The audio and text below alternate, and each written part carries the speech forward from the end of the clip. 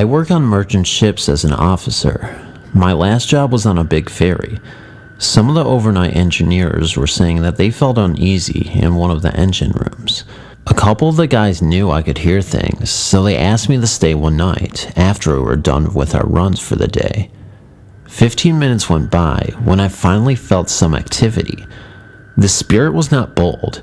In fact, he was darting around the room, whispering softly. I couldn't make out what he was saying, just that it was definitely a male voice. My skin started to get goosebumps and feel electric, which was my usual indication of a spirit presence. He finally stopped moving and got quiet, and that's when I started to get worried. He very clearly told me his name in a very angry voice. My two buddies were scared at this time because they had an uneasy feeling right before I started talking to him. He told me this was his ship and that we were trespassing. This alarmed me, as I've never really dealt with a ghost as territorial as he was. Not being as scared as my two buddies, thanks to paranormal investigating on the side, I told him this ship was in fact not his, but he may stay if it feels like it'll make him feel any better, pending he doesn't hurt anyone. He mumbled angrily and took off. To this day, I believe his presence is still there, and upon further research, I found out that the man died from gunshot wounds in the shed that the ship was being built in during a fight while the ship was being built in the shipyard. That man's name was the same as the name the ghost told me. As I've mentioned before, I was born and raised in Decatur, Illinois. This town has many unrested spirits, largely due to the fact that it's built on top of old cemeteries and Indian burial grounds. Growing up in my old house, it was scary in many ways, fascinating in others. From the time we moved in, I had an imaginary friend. I can still see her fresh in my mind, a little girl about my age, 6 years old, with dark curly hair. I remember wondering why she was dressed like my Holly Hubby doll. I don't really remember specific conversations, just that she was always there. She had a very unusual name, Dhaarana, and that struck my mother as odd. Most children give their imaginary friends simple names, and this was a name no one had ever heard before. Through the years, most of the strange things that happened were either to me or my mother. She was alone in the house doing dishes one morning when she felt someone pull her hair. Another time, she was alone doing laundry in the basement, and she heard the front door open and close, and footsteps that stopped just above where she was standing. Thinking it was my dad, she went upstairs to greet him, only to discover that there was no one in the house.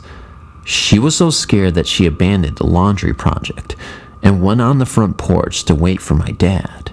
The only time I felt any real danger was when I was standing on the stairwell right above the landing, and I was pushed off the steps.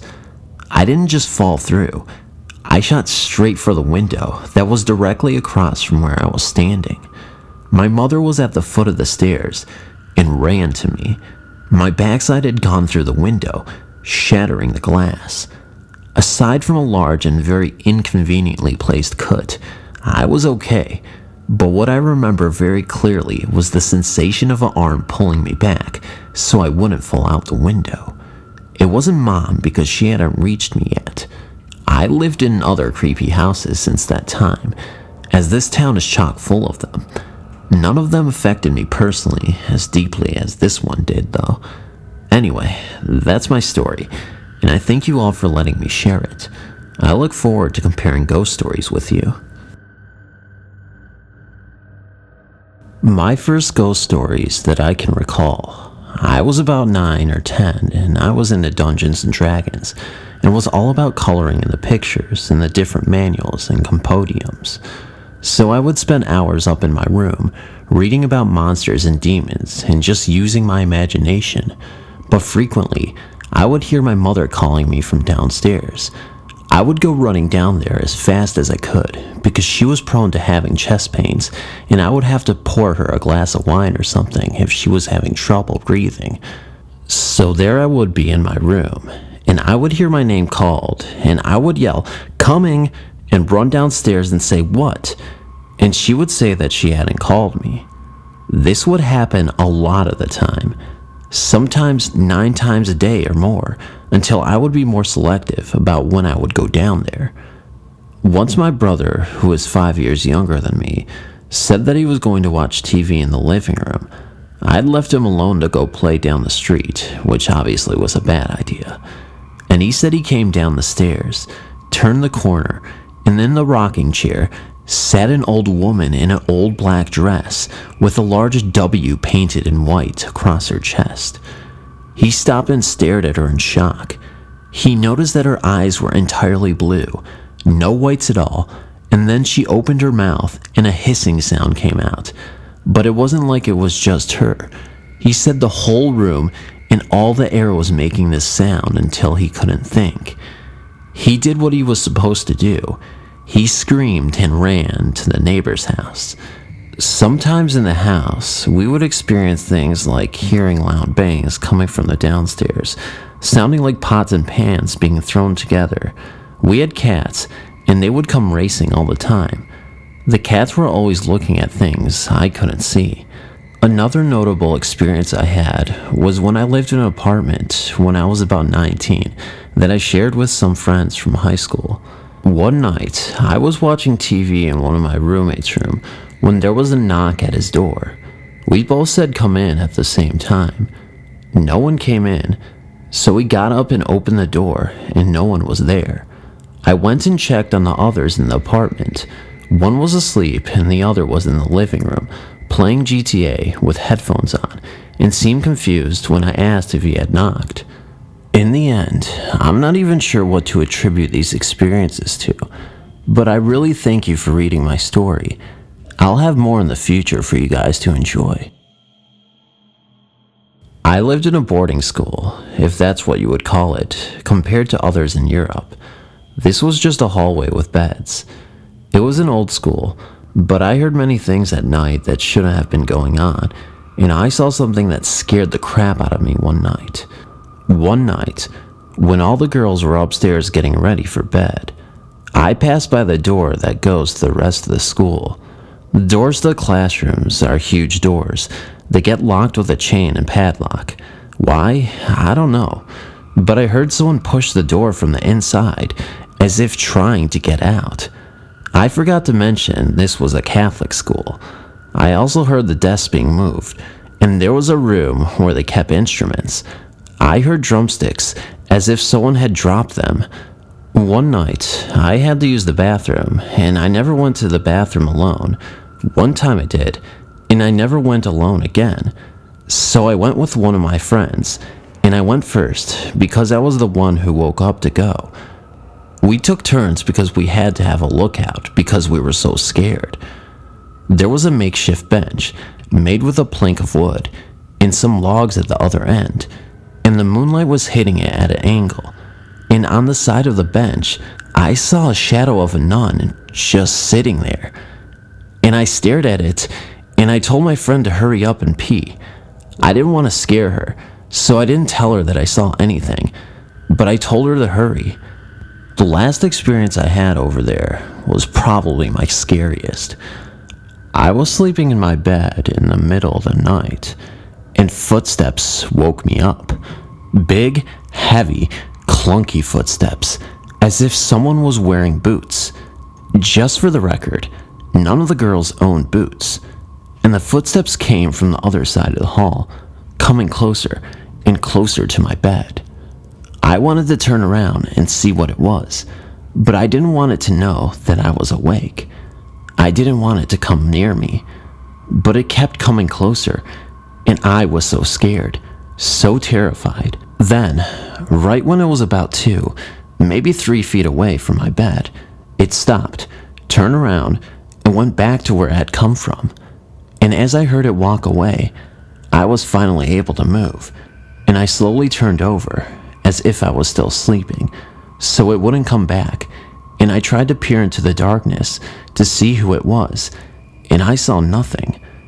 I scared myself typing this, and I hope this story wasn't too long. Thanks for reading. My first encounter was when I was 12 years old. Where I lived, the previous owners passed away at home. Their last names was Parsons. I had a vent outside my bedroom door on the floor that I could see downstairs in the living room. Within the first few nights, I would hear sounds down there. When I told my parents, they said it was a new home and I would get used to the noises. One night, I heard humming. I got up and looked down the vent. It was coming from downstairs. Of course, I went running into my parents' room. Dad went downstairs, looked around, and said maybe I was dreaming, but if I heard anything again, to wake him. This went on for a while. One night I heard talking. I had the courage and walked down the stairs slowly. When I came out of the stairway and went into the living room, I could see two figures sitting on the sofa. I went running to my dad. He got up and went downstairs with me. He saw nothing. A few weeks later, it happened again. Dad and I again went downstairs. Like the other times, he saw and heard nothing. We went to go back upstairs and I heard talking. This time, I looked at my dad and I knew he heard something by the look on his face. We went into the living room and again, Mr. and Mrs. Parsons were sitting on the sofa. Dad didn't see anything, but he said he thought he could have heard someone talking. Just then, it got a little louder, and we both heard them say, "It is so nice to hear children playing in this big old house again." I jumped, and so did Dad. We went back upstairs. Dad came into my room and told me now there isn't anything to be scared of. He heard the same words I did. I explained to me that I might be hearing and seeing Mr. and Mrs. Parsons off and on. When I do, I shouldn't be scared. To think of them as my angel friends or something like that. While growing up there, I would hear them a lot, and from time to time see their figures. I quickly learned that not all people believe in spirits, which was hard growing up, not being able to talk about what I experienced. But at least I had my dad to talk about it with. I lost my dad 3 years ago. Now I am back to keeping my experiences to myself, which is hard at times. But I enjoy it when he appears and visits me now. So I am not all alone. Dad is always here with me. Hey guys, Phantom's back in town. He always has been and he's not going to leave. Anyway, if you liked this video, please comment, like, and subscribe. Share it around because I really liked making this, and I know I sound like a broken record, but come on. You gotta like, share, and subscribe to feel the Phantom burn. Anyway guys, before sounding lame completely, I'm gonna sign it off and leave it at that. See ya guys.